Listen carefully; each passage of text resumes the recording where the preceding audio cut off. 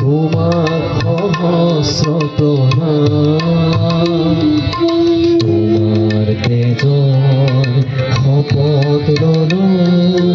ৰাখিম জননীৰ মান ৰাখিম জননীৰ মান হে শ্বহীদ তোমাক সহস্ৰ প্ৰণাম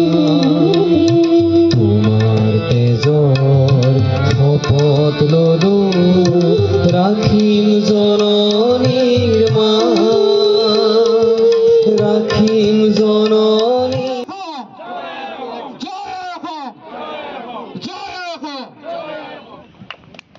এই অনুষ্ঠানটি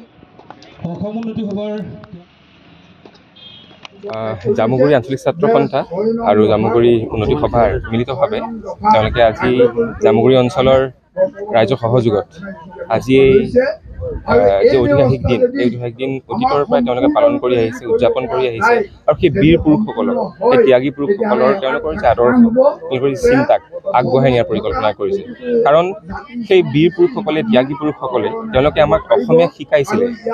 যে আমাক অসমীয়াক সপোন দেখিবলৈ শিকাইছিলে এখন পূৰ্ণাংগ অসমৰ এখন ধুনীয়া অসমৰ যি অসমত আমি অসমীয়াই অসমত থাকি স্বাভিমানেৰে জীয়াই থাকিবলৈ তেওঁলোকে আমাক সপোন দেখুৱাইছিলে আৰু সেই সপোনবোৰক যাতে পূৰ্ণাংগ ৰূপ লওক আৰু সেই সপোনবোৰে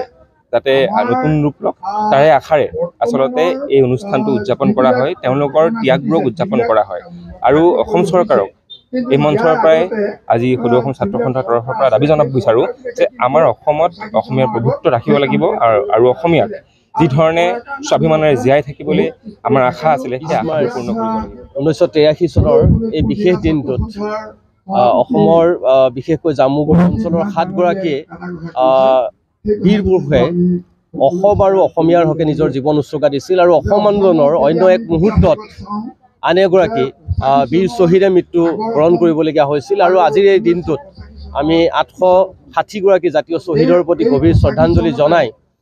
সদৌ জামুগুৰি ছাত্ৰ সন্থা জামুগুৰি আঞ্চলিক উন্নতি সভাই প্ৰতি বছৰে অনুষ্ঠানৰ আয়োজন কৰিছে। অসমৰ 6 বছৰীয়া অসম আন্দোলন হৈছিল অসম আৰু অসমীয়াৰ প্ৰভুত্ব স্থাপন কৰিবৰ কাৰণে যিসকলে নেতৃত্ব লৈছিল সেই সময়ত সদৌ অসম ছাত্ৰ সন্থাৰ নেতৃত্ব লৈছিল গণ সংগ্ৰাম পৰিষদৰ নেতৃত্ব লৈছিল গতিকে তেওঁলোকৰ যি আশা আৰু সপোন আছিল এই আশা আৰু সপোনবোৰ পূৰণ হ'বৰ কাৰণে আমি আজি এই পবিত্ৰ মঞ্চৰ পৰাই আমি আহ্বান জনাইছোঁ